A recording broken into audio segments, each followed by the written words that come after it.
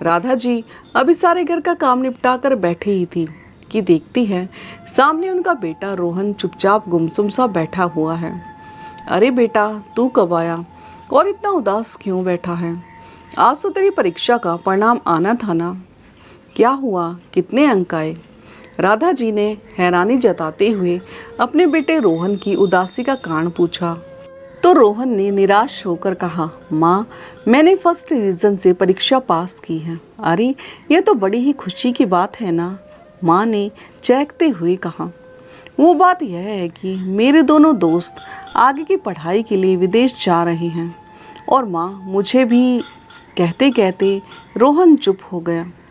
अच्छी तरह जानता जो था अपनी माँ को और घर की आर्थिक स्थिति को, रोहन फिर से हिम्मत जुटाकर अपनी माँ से हिचकिचाते हुए कहने लगा, लेकिन माँ, अगर मैं वहाँ से मैंने इंजीनियरिंग की डिग्री हासिल कर ली तो मेरी लाइफ सेट हो जाएगी और हमारी सारी परेशानियाँ दूर हो जाएंगी जो अब तक हम झेलते आए हैं। रोहन ने उत्साहपूर्वक अपनी माँ को आश्वासन देना चाहा। बेटे के विदेश जाने की बात सुनकर राधा जी स्तब्ध रह गई।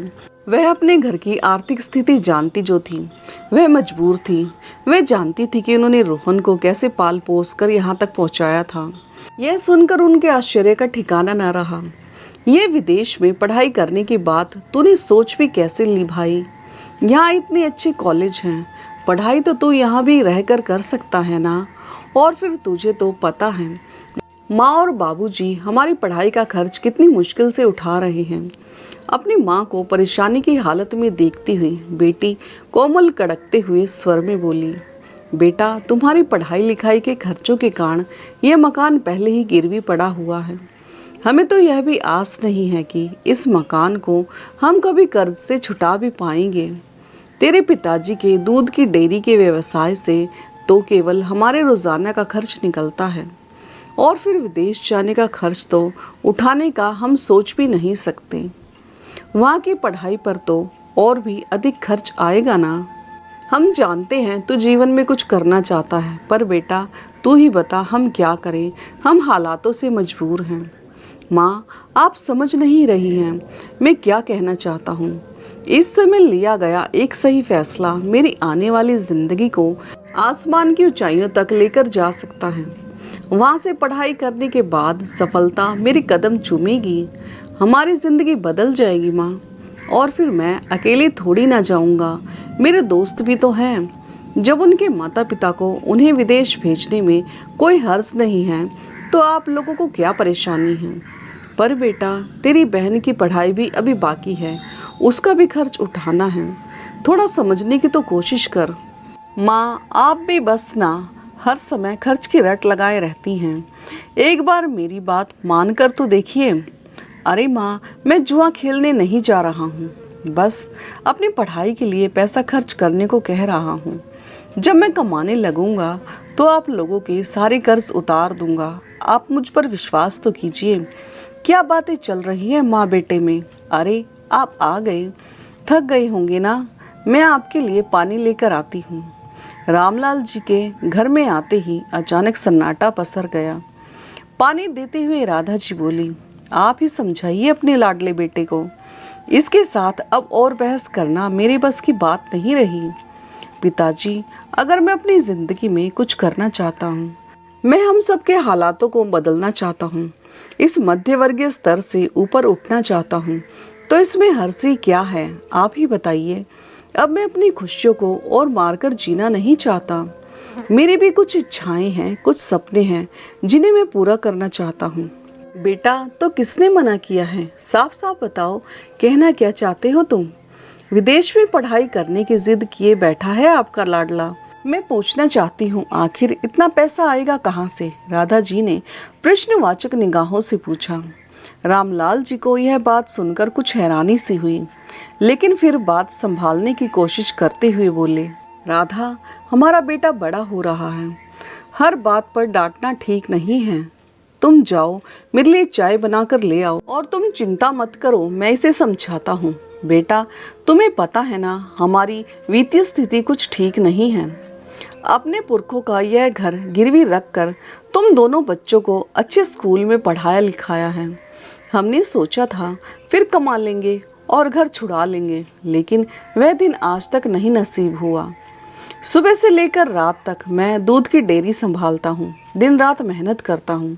सारा दिन मेरे कपड़े गोबर से सने रहते हैं, लेकिन मैंने आज तक तुम्हें अपनी पढ़ाई छोड़कर मेरे काम में मदद करने को बिल्कुल भी कभी नहीं कहा, क्योंकि मैं चाहता था कि पढ़ाई से तुम्हारा ध्यान न भटके। लेकिन इसका मतलब यह तो नहीं कि तुम जो चाहे फरमाइश करो और हम पूरी करते जाएं।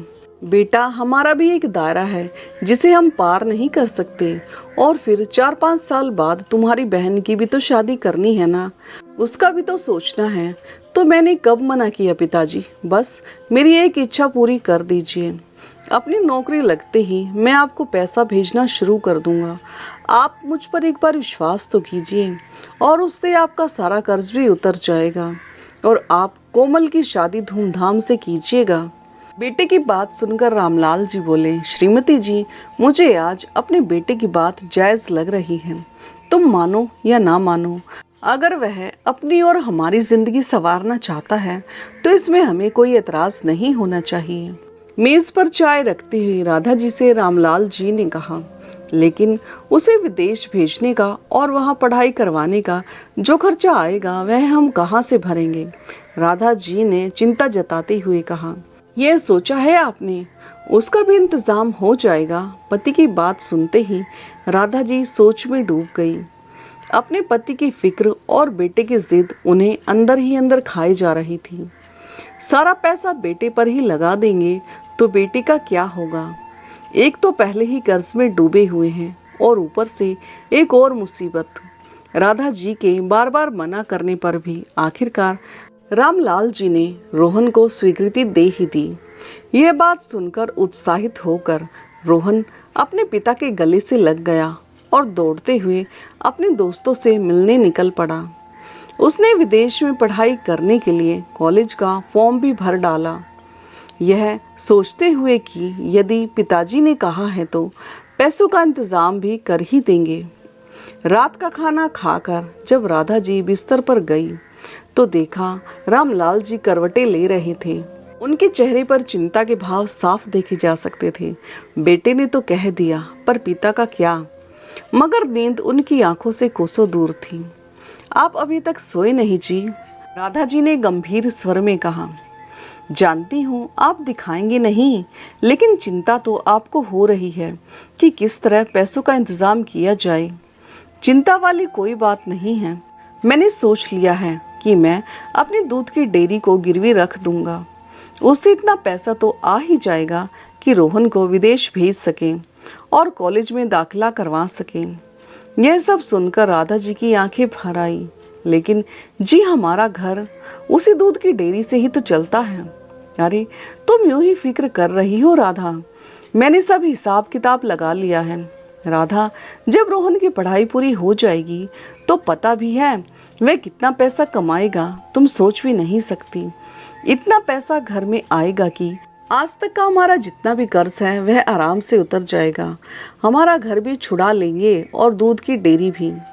अपनी जिंदगी तो जैसे तैसे कट ही रही है, पर बच्चों को उनकी उड़ान भरने दो। लेकिन अपने बेटे का कैरियर बन जाएगा और दोनों बच्चों की जिंदगी संवर जाएगी तो मेरी जिंदगी का मकसद भी पूरा हो जाएगा राधा। उसके बाद मौत भी आ जाएगी तो कोई गम नहीं रहेगा। यह सब सुनते ही राधा जी गंभीर हो गई। यह सब सुनते ही उनकी पत्नी का दिल भर आया और रुंधे हुए गले से बोली, ये आप क्या कह रही हैं जी? मुझे तो केवल आपका ही सहारा है। आप हैं तो मेरा चेहरा चमक रहा है। कहते हुए राधा जी की आंखें भर आई। ठीक है, आपकी जो इच्छा, मैं कुछ नहीं कहती। वो कीजिए जो आपकी इच्छा है, मैं मना नहीं करूंगी। लेकिन आगे से ऐसी बातें जुबान पर मत लाइएगा, और यदि ऐसा हुआ तो मैं आपसे बात नहीं करूंगी, देख लेना। तो मुझसे बुरा कोई नहीं होगा। रामलाल जी ने अपनी पत्नी को तो जैसे तैसे समझा बुझाकर चुप कर दिया, लेकिन चिंता तो उन्हें भी अंदर ही अंदर खाई जा रही थी कि यह सब कुछ आखिर होगा कैसे। कितने अरमानों से बाबूजी ने दूध की डेयरी खोलकर दी थी मुझे आज भी याद है। अपने पिताजी का दिया हुआ घर तो हम आज तक छुड़ा नहीं पाए, और यह दूध की डेयरी भी मेरे पिताजी की आखिरी निशानी है। अगर यह दूध की डेयरी भी गिरवी रख दी जाएगी तो महीने का ब्याज ही चुकाना मुश्किल हो जाएगा। सोच सोच कर रामलाल जी को भी अंदर ही अंदर घुटन महसूस हो रही थी, पर उनके पास इसके अलावा और कोई रास्ता भी नहीं था। सारी रात सोचते सोचते हुए ही निकल गई। अगले दिन सुबह जब राधा जी रसोई घर में काम कर रही थी तो रामलाल जी बोले, अरे राधा, डेयरी के पेपर्स तो देना जरा। राधा जी का दिल बैठा जा रहा था, उनका मन नहीं कर रहा था कागज देने के लिए। फिर भी उन्होंने जैसे तैसे कागजात निकाल कर अपने पति के हाथों में थमा दिए। राधा, मैं पहले बैंक जा रहा हूँ, लोन के लिए अप्लाई करना है ना, उसके बाद डॉक्टर को दिखाने चला जाऊँगा, तो थोड़ा समय लग जाएगा। राधा जी घबराती हुई बोली, क्या हो गया जी आपको? अरे कुछ गंभीर बात नहीं है राधा, कल से हल्की सी घुटन महसूस हो रही थी, बस ऐसे ही, तो सोचा डॉक्टर को दिखा दूं। आने में देर हो जाएगी तो चिंता मत करना। इतना कहते हुए रामलाल जी चुपचाप निकल गए। राधा जी अपने पति को सवालिया निगाहों से देखती जा रही थी। उनके चेहरे पर चिंता की लकीरें वह साफ साफ देख पा रही थी, लेकिन कुछ भी कर पाने में असमर्थ थी। शाम को रामलाल जी थके हुए से घर लौटे। क्या हुआ जी, क्या कहा डॉक्टर ने? राधा जी ने पूछा तो रामलाल जी कहने लगे, अरे कुछ नहीं, उल्टा सीधा कुछ खा लिया था, शायद इसलिए, जिसके कारण एसिडिटी हो गई थी। डॉक्टर साहब ने दवाई दे दी है, अब मैं ठीक महसूस कर रहा हूँ। घबराने की, चिंता करने की कोई ज़रूरत नहीं है तुम्हें। दरअसल रामलाल जी को दिल की बीमारी हो चुकी थी और डॉक्टर साहब ने उन्हें हार्ट सर्जरी करवाने की सलाह दे डाली, लेकिन पैसे की कमी की वजह से हार्ट सर्जरी करवाना अभी संभव न था। पत्नी और बच्चे चिंता करेंगे, यह सोचकर रामलाल जी ने उन सबको कुछ नहीं कहा। यह सोचकर घर पर भी किसी को कुछ नहीं बताया। दिन बीतने लगे। आखिर वह दिन भी आ ही गया जब रोहन को विदेश भेजने की सारी तैयारियां हो चुकी थी। बैंक से लोन लेकर जैसे ही स्वीकृति मिल गई, फिर ज्यादा समय न गवाते हुए उसके विदेश जाने के लिए भी टिकट बनवा दी गई। ऊपर से कुछ पैसा रोहन के बैंक अकाउंट में भी जमा करवा दिया गया और कुछ पैसे रोहन ने अपने कपड़ों और जरूरत की चीजों पर लगा दिए। भीगी आंखों से राधा जी और रामलाल जी ने अपने बेटे को खुद से मीलों दूर भेज दिया। राधा जी और रामलाल जी की आंखें उस हवाई जहाज को दूर तक देखती जा रही थी जिसमें रोहन बैठा हुआ था। हमारा बेटा, इकलौता बेटा, हमसे दूर चला जाएगा जी, बहुत दूर कहते हुए राधा जी अपनी आंखों के आंसुओं को रोकने की असफल कोशिश कर रही थी। रामलाल जी भी भाव विभोर होते हुए अतीत की यादों में खो से गए। अभी कल का ही दिन लगता है जब रोहन का जन्म हुआ था। हमारे आंगन में रोहन की किलकारियां गूंज रही थी। कितने लाड प्यार से बड़ा किया था हमने अपने बेटे को। बेटे की खुशी इतनी कि लफ्जों में बयां करना बहुत ही मुश्किल था। माँ, बाबूजी, चला गया है आपका लाडला बेटा, यहाँ खड़े होने का कोई फायदा नहीं है। कोमल की बातें सुनकर उन दोनों को जैसे ही झटका सा लगा और वापस वर्तमान में आ धमके।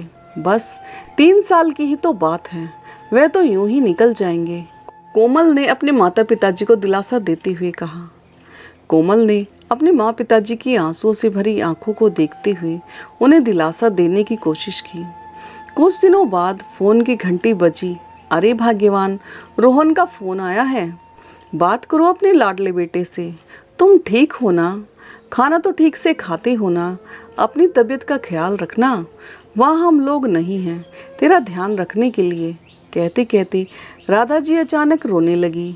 उधर से रोहन ने कहा, अरे अरे माँ, मुझे भी तो बोलने का मौका दो। राधा, तुम भी ना, कहते हुए रामलाल जी ने फोन ले लिया। देखते ही देखते कुछ साल निकल गए। रोहन का फोन आना अब कुछ कम सा हो गया था।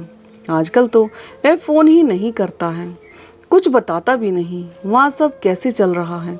राधा जी अभी चिंता भरे स्वर में बोल ही रही थी कि उसी समय रोहन का फोन आ गया। माँ, मुझे नौकरी मिल गई है, बहुत बड़ी कंपनी है और पैकेज भी अच्छा खासा है, बहुत अच्छा दे रही है। कुछ ही महीनों में हमारी सारी परेशानियां दूर हो जाएंगी। यह सुनकर तो माँ और पिताजी की खुशी का ठिकाना ही न रहा। वह खुशी से उछल पड़े। पिताजी तो पूरे मोहल्ले में मिठाइयाँ बांटने के लिए वहाँ से चले गए, लेकिन मन ही मन माँ को अपने बेटे से दूरी बर्दाश्त नहीं हो पा रही थी। बेटा, पढ़ाई तो तेरी हो ही गई है, तो फिर अब यही आकर नौकरी कर लेना। अब तो तुझे यहाँ भी नौकरी मिल जाएगी। लेकिन माँ, जो तनख्वाह मुझे यहाँ मिल रही है वह अपने देश में नहीं मिल पाएगी। देखिए माँ, आप मुझे समझने की कोशिश कीजिए, मुझे गलत ना समझिएगा। मुझे कुछ समय यहीं रहकर नौकरी करनी पड़ेगी। चलो, कुछ उम्मीद तो जगी कि अब हमारा मकान और दूध की डेयरी सब कर्ज से छुटकारा मिल जाएगा। राधा जी ने राहत भरी सांस लेते हुए फोन रख दिया। उसके बाद कुछ महीने और बीत गए। रामलाल जी की तबीयत भी थोड़ी बिगड़ती जा रही थी। डॉक्टर को दिखाया तो डॉक्टर ने तुरंत सर्जरी करने की सलाह दे डाली, लेकिन रामलाल जी ने यह सोचकर सर्जरी को अभी टाल दिया। कहने लगे, तुम सब लोग तो बेवजह ही चिंता कर रहे हो। जब हमारा बेटा पैसे भेजेगा तब कुछ सोचेंगे। लेकिन रोहन का तो फोन ही नहीं लग रहा था और ना ही फोन कर रहा था। अरे राधा, तुम्हारे बेटे को फोन मिलाना तो कितने दिन हो गए हैं, अब तो फोन ही नहीं आता उसका। जी थोड़ी देर पहले ही लगाया था, पर उठाया नहीं उसने। शायद व्यस्त होगा अपने काम में। शायद राधा जी जानती थी कि बैंक की किस्त चुकाने का समय नज़दीक आ रहा है और पैसा बिल्कुल ख़त्म हो चुका है। अब तो खाना खाने के लिए सुबह से शाम तक घर में अन्न का एक दाना तक नहीं बचा था। इसलिए चिंता के गहराती हुई लकीरों को साफ साफ देख पा रही थी राधा जी अपने पति के चेहरे पर। अजी, मैं वो कह रही थी कि मेरे कुछ गहने पड़े हुए, अगर आप कहें तो। अब पुराने डिज़ाइन के हो चुके हैं, मैं उन्हें अब पहनती भी नहीं हूँ और मुझे कुछ खास पसंद भी नहीं है। आप ऐसा कीजिए, उन्हें बेच दीजिए। वैसे भी रोहन की नौकरी तो लग ही गई है, अब कौन सा पैसों की तंगी रहने वाली है। उसकी शादी पर नए गहने बनवा लूँगी। रामलाल जी का दिल तो पहले ही बैठा जा रहा था। अब राधा जी के इस प्रस्ताव ने उन्हें और भी बेचैनी में डाल दिया। अवाक रहकर वह अपनी पत्नी को देखे ही जा रहे थे। उनके पास भी और कोई चारा नहीं था। सारी जमा पूंजी भी खर्च हो गई थी और रोहन, जिसके कारण यह नौबत आ चुकी थी, जिससे उन्होंने आस लगाए हुए थी, उसने एक पैसा भी अपने माँ बाप के पास नहीं भेजा था अभी तक। दिल पर पत्थर रखकर उन्हें अपनी पत्नी के गहने बेचने ही पड़े और जैसे तैसे किस्तों का इंतजाम भी कर लिया।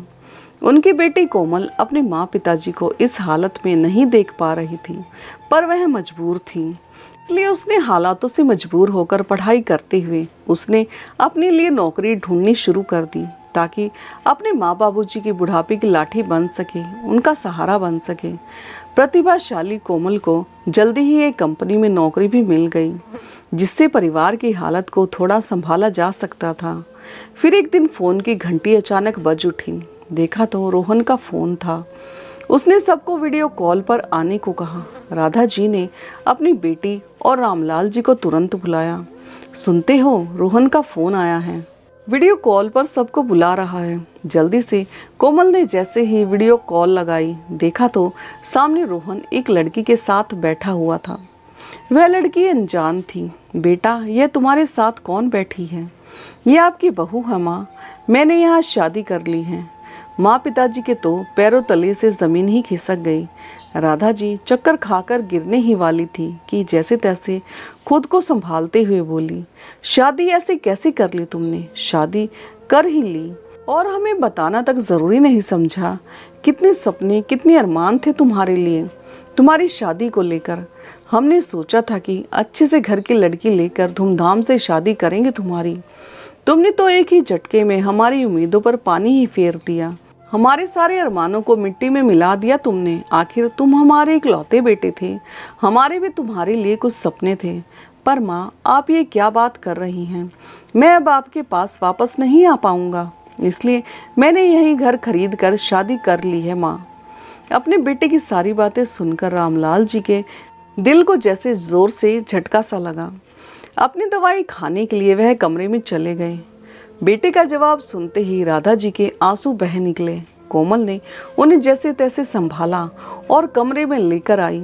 सामने देखा तो रामलाल जी हैरानी से उन्हें ही देखे जा रहे थे। आप चिंता मत कीजिए जी, बस अपनी तबीयत का ध्यान रखिएगा। आप सुन रहे हैं ना मैं क्या कह रही हूँ।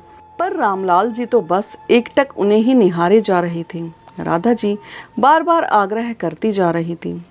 जैसे ही उनके हाथ को पकड़ने लगी, लेकिन उनका हाथ ठंडा पड़ा हुआ था, उसमें जान ही नहीं थी। राधा जी को अचानक एहसास हुआ कि उनके पति रामलाल जी के शरीर में जैसे प्राण ही ना हो, कि उनके प्राण पखेरु उड़ चुके हैं। राधा जी और कोमल पर तो जैसे आसमान ही टूट पड़ा। उनके दुख का कोई ठिकाना ही नहीं रहा।